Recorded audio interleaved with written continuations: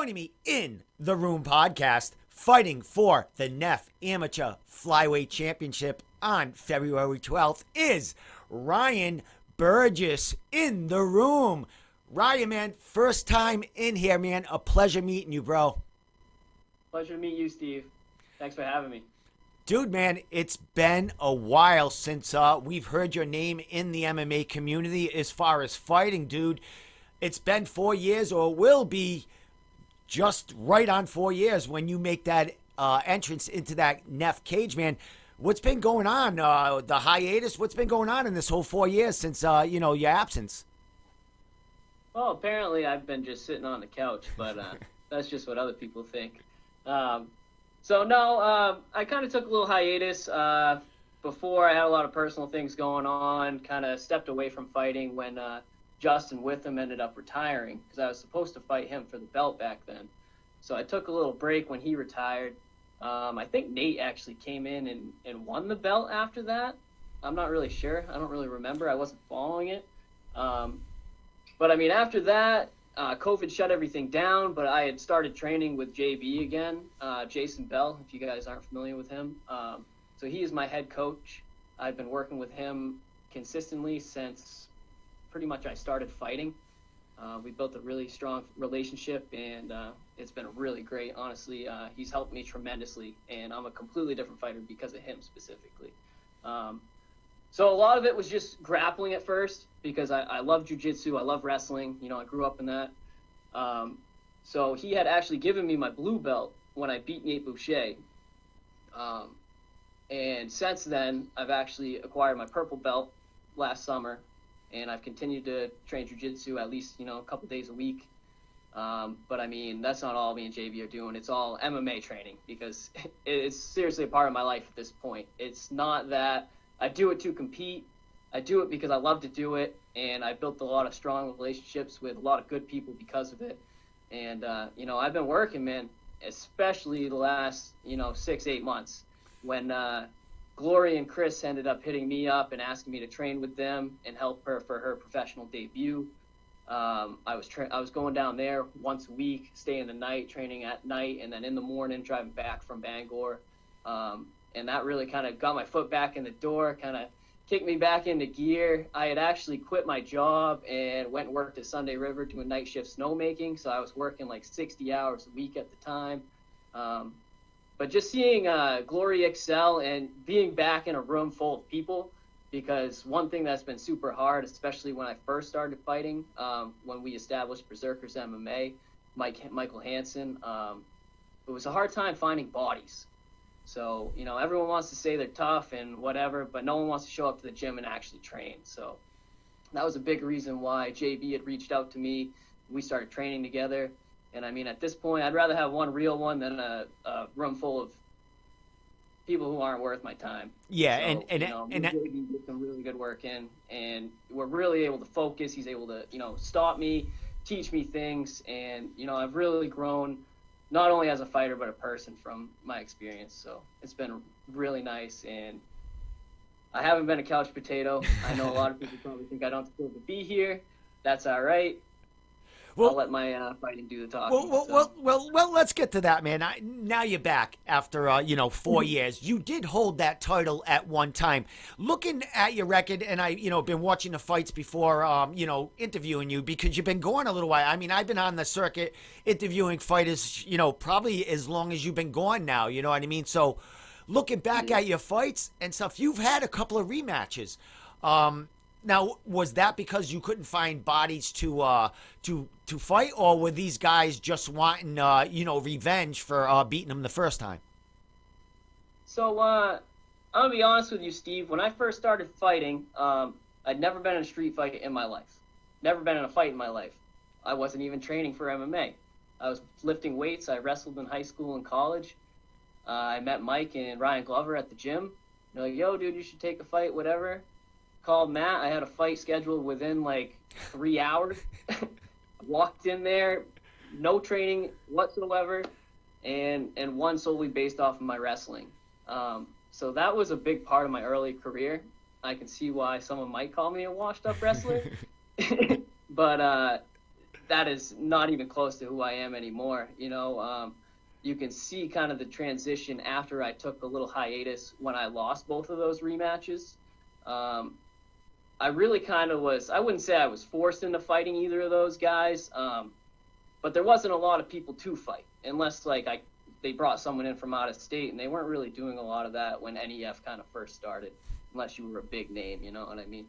So at first it was just me wrestling. I was going in there and wrestling people. And then I took a couple of tough losses. Mentally, I just wasn't really prepared for those fights. I'm not going to make any excuses. Those guys were better men that night. But if he's looking back at those fights and expecting that guy to show up, he's going to have a rough night, because I don't even grapple the same way. I don't strike the same way. None of that even represents who I am anymore. And there's no quit in me anymore. I'm not going in there to lose. What's amazing is like, I had no idea that you just stepped basically into the cage for the first time without any really, striking experience, man. That's kudos to you, brother, man. I wouldn't have known. I was watching. I mean, this kid's scrappy, man. I mean, I knew you had the wrestling background from, diving in there and trying to get the takedowns, man. But, I wouldn't have thought that, you had 3 months training and then you're jumping into the cage, man, to fight someone that's probably been training about 5 years or so, maybe longer. Who knows, in jiu-jitsu and MMA in general, man. So congratulations for getting in there and getting back in there, man, with a, great coach behind you. And like you said he's a great striking coach. Glory. I mean, he's got everything. I mean, look at her. And, I did, looking at your social media, ever since the matchup has been announced, and the animosity and the little headlines going on between you two fighters, man. It's, I just been, watching you more and more, man. Dude, man, you got a lot of people behind you, especially, jumping in Youngs and getting some work in them guys and them coming to see you guys. As far as the game and what's changed as far as you said, you're not that same guy from the back. What do you see as far as your development that people haven't seen that you've been developing and we're going to see on February 12th? So, you guys got a little glimpse of it when I fought Nate Boucher. I got a little too comfortable playing jiu-jitsu that fight. Some people might think I lost because I was on my back the whole time, but I don't understand how a guy can lay on someone for 3 rounds, almost get submitted probably 6-7 times, land 2 strikes, and say you want to fight. You know what I mean? So definitely the jiu-jitsu and the grappling is going to shine if he decides to take it to the ground, which I'm pretty much expecting him to do. He's calling me a washed-up wrestler, but I've seen him throw like 4 punches in the fights I've watched. And I don't think he wants to stand. I really don't. So we'll see if he can get that takedown, because I know that's what he's going to come and do. And like I said, I've been working the striking just as hard as the grappling. Unfortunately, in that last fight with Nate, I wasn't able to showcase it because he was able to take me down. But again, I just got comfortable being on my back because I'd been training jiu-jitsu for the last year. So now it's kind of full-blown MMA for the last year. I've got the purple belt in jiu-jitsu now. I'm going to be deadly on top, on bottom. Wherever he wants to take the fight, I'm going to be bringing it to him. And I hope he's not expecting some washed-up wrestler, because he's going to have a rough fucking night. Well, here we go, Ryan. Let's talk about how this all started, man. Because I know Tyler. I've seen him fight for a couple of, definitely for NEF. I've seen him at Cage Titans fight for them. Definitely a wrestling attitude, a grinder. Will really grind you out. He started fighting. I think he had his first amateur fight in 2020. So the experience level here is like kind of. You've been away for a while, but he's kind of fresh getting in there, and he's making waves, man. What have you seen from him before we get into the little verbal war here? What do you see in him as far as his game? You mentioned the lack of striking that you've seen in it, but he has grinded fighters out. He beat a very, very well-groomed fighter in his last fight, and a very big prospect for not only NEF but for New England in a very, dominating fashion, man. It did take him 4 rounds, but it was a great fight. What do you see in this kid that you think you can exploit and dominate? So Steve, I had actually agreed to another belt before Smythe and Caleb had fought. Didn't really spark a lot of flame in me. I'm not going to mention any names, but it just kind of wasn't my thing. You know, I wasn't excited about it. I was more willing to go fight for another promotion against a tougher opponent than take that fight. So I ended up backing out before the announcement. So then after Caleb lost, because Caleb is my friend, I've known him since he was a child. We grew up in wrestling together. I've known his dad since I started wrestling in middle school. You know, he's a really good dude, and I've been trying to get him in the gym with us for a long time, but our schedules just never really meet up, and he trains at Central Maine, which is fine. So when he lost, I was at the bar already, because I was already in Portland, and I had so many people come up to me and like, oh man, Caleb should have won that fight, blah, blah, blah. You know, they stopped it with 5 seconds left in the 4th round. He was landing little baby shots. I don't think it was a lot of damage. I understand it's amateurs. He needs to move. I don't think it was a bad stoppage, but it's unfortunate because I do believe that Caleb was winning that fight. And even if he wasn't, I think it would have came down to that 5th round to decide who's going to win that decision. So as far as that goes, I don't think he has finishing power. You know, he doesn't have submissions that are going to have me worried if I'm on my back or if I'm on top of him. I don't expect him to grab my arm and rip it off, but I'm going to do that to him. So I don't know what his plan is. I don't know how hard he's training, but I know that I'm going to be ready, and it's going to be exciting, and I'm looking for the finish every way possible. I don't see it going 5 rounds. Excellent. Well, to get back to that fight, yeah, it was a great fight, grinding fight. You know, your buddy there had his moments too in that fight. And like you said, you know, 4th round, it just turned around. And, you know, like you said, you have to move, you know, even though, you know, he might not have gotten too much damage. You know, I think the ref made a good call there. But you going in there. I get hit harder than that in training, is all I'm saying. As far as, you know, all this talking and, you know, I understand you going in there and, you know, you're going to avenge and get, you know, try to get that belt back. Where did all this, you know, the kind of verbal war start? Did you fire the first shot? Did Smythe fire the first shot? How did it happen? I think when they agreed to the fight, because I asked for this fight. Okay. This is all me. Okay. I initiated this. If I didn't reach out and ask for this fight, I don't even know who he was going to fight. Some guy that was 1-1? Like, he should be thanking me for fucking sparking a fire under his ass and putting asses in the seats, because without me, who the hell is he going to be fighting right now? So what sparked it was probably my interview for the announcement.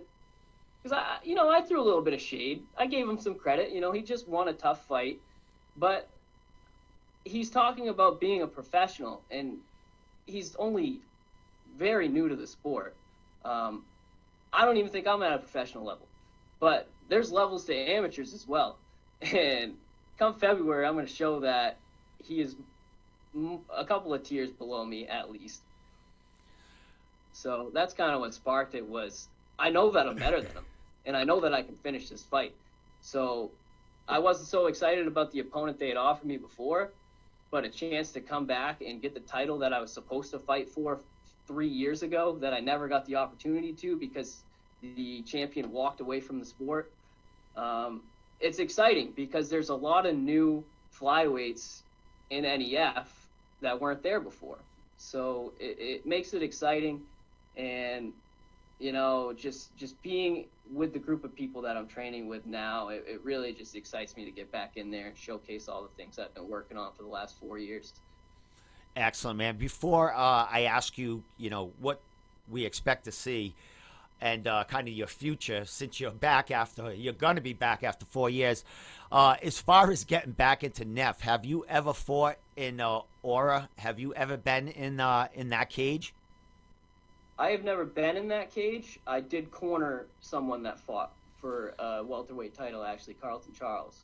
I was in his corner. I think it might have been the first event at Aura, I believe. So I've been there. I know I'm familiar with the whole layout and all of that. I I can't say I'm a fan of it. Honestly, Steve, I've been kind of waiting for them to go back to the Coliseum. That's another reason why I took such a long hiatus. But, I'm excited, and I'm going to have a lot of support there. Even if they're not there, I know there's going to be a lot of people rooting for me from this town, and I'm just ready to get after it, man. I really am. Excellent, my man. Well, dude, as far as the favorite here, do we have a favorite? I mean, you might be biased and call you the favorite, but who do you think is going to be the crowd favorite in that, that very intimate establishment there?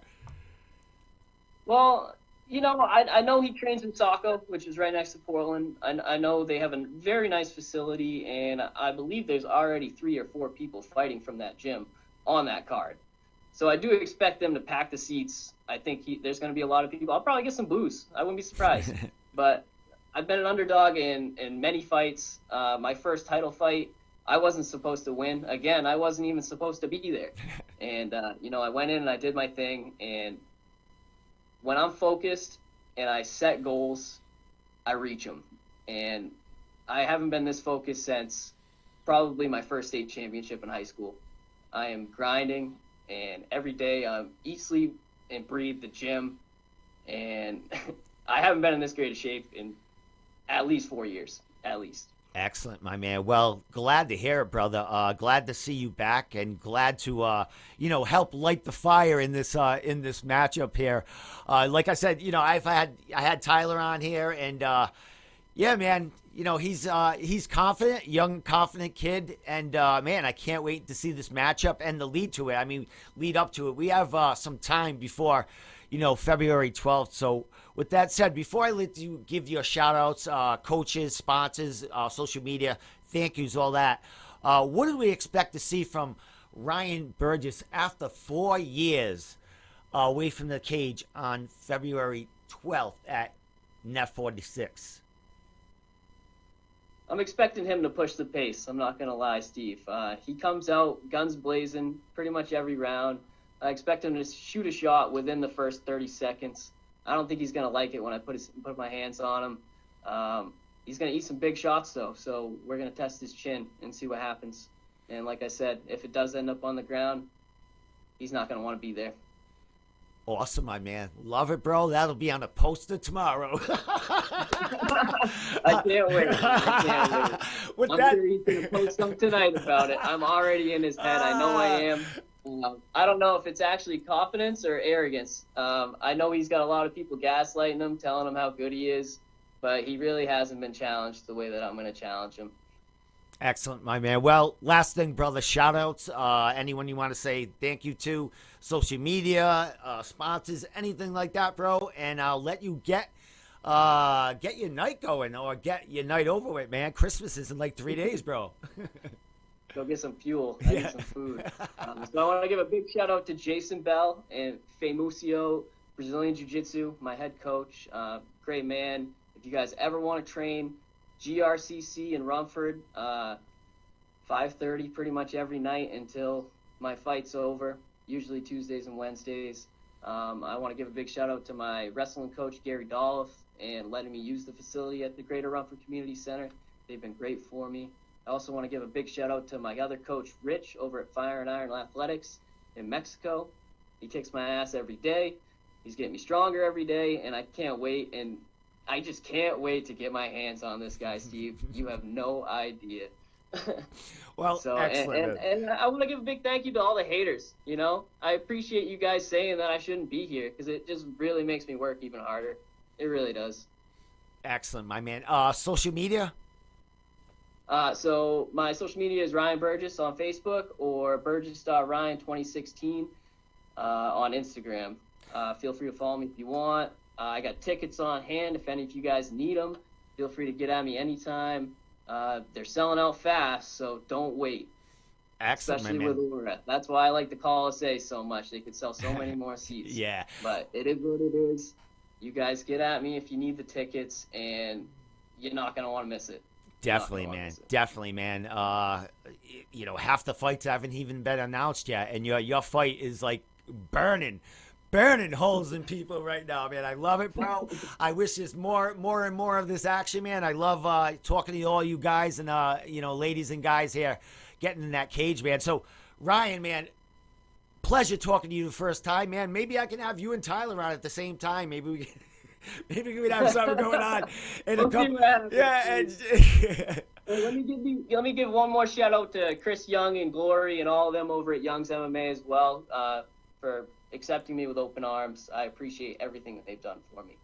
Excellent. And I look forward to furthering that relationship. So thank you guys. Excellent, man. Well, dude, you enjoy your Christmas. It's only 3 days away, man. And we'll see you early 2022 getting back in that cage at NEF 46, fighting for that amateur flyweight title, bro. Man, congratulations on making your way back, and can't wait to see, the work you've been putting in, bro. There'll be fireworks, Steve. I can't wait to meet you, man. All right, man. Take it easy. I'll be right there, Thanks. man. All right.